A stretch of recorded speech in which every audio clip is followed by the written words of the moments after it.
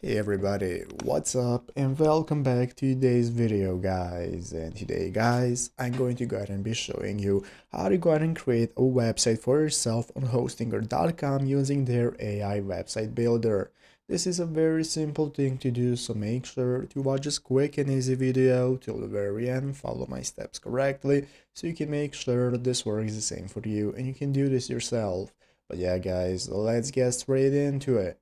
So the first thing we want to do is to go ahead and open up the official Hostinger website if you're not already by going to hostinger.com, and from the services tab at the top of the screen you can get started opening up their website builder. Right here as you can see, this is the AI website builder that you can go and click on, and it's going to open up the new page from where you can get started signing up for the website builder. So once you've gone ahead and bought a plan that you can go ahead and use, you are going to go and be prompted to the next page. Once you have logged in, that's going to look like this.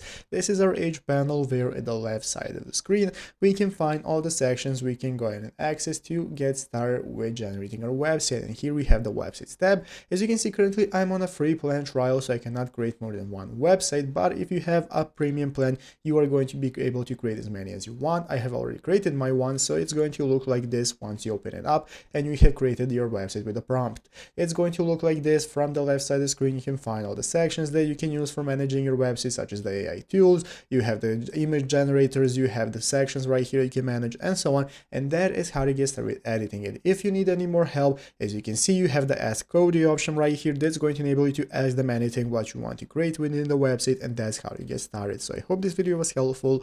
If it was, make sure to leave a like, subscribe to the channel. Thanks for watching, take care, and bye.